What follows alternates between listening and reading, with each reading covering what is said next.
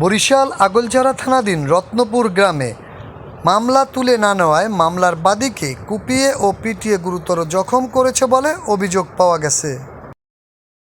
এ ঘটনায় আহতর নাম মোহাম্মদ মনিরুল ইসলাম। আহত মনিরুল ইসলাম আগলঝাড়া থানাধীন রত্নপুর গ্রামের মৃত আব্দুল মাজেদ হাওলাদারের ছেলে।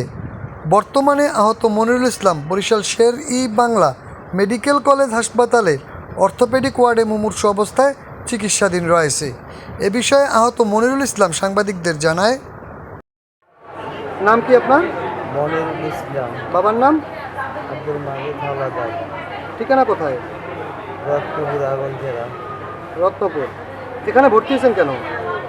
ভর্তি হয়েছি মাদক ব্যবসায়ীরা আমাদের মারছে। কবে মারছে আপনাকে? গতকালকে 5টার দিকে। গতকালকে 5টার দিকে বিকেল 5টার দিকে। কী কারণে আপনাকে মারধর করছে? মারধর করছে, এদের মাদক বেছে, মাদক বেছে বাধা দেওয়ায় আগে আমার সাইড বাইরে মারছিল, সেজন্য আমি মামলা দিছি এবং টিএমের দ্বারা দরখাস্ত দিচ্ছি, বিভিন্ন অভিযোগ দিচ্ছি বিভিন্ন জায়গায়। এই কারণে হইলো যে আমার মানে এরা এলাকায় মাদক বিক্রি করে? জি। কারা এই মাদক বিক্রি করে? এই জালাল সর্দারের লোকজন, আরও পোলাপান, আর নিজের সন্তান 3জন, আরও কিছু লোকজন আছে। তারপর কি হচ্ছে? এরপরে এই মেডিকেলে ভর্তি। আচ্ছা, আপনার ভাইদের মারছিল কবে? এটা আনুমানিক বছর 13-14 মাস হয়েছে। এর আগে মারছিল, ওই যে তারাই মাদক বিক্রি করে, তাদের বাধা দিয়েছিল? বাধা দিচ্ছিল, দিতে মারছিল। আচ্ছা, সেই ঘটনা এখন কি মামলা চলমান আছে? সেই মামলা চলমান। বলেন।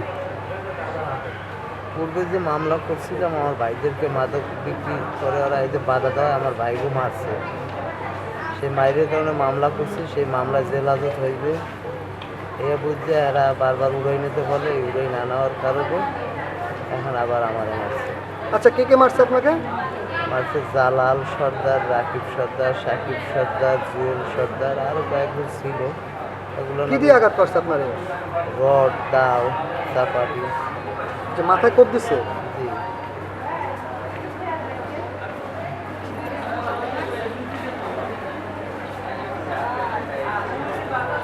এখন কি চান আপনি? আমি সুস্থ বিচার চাই।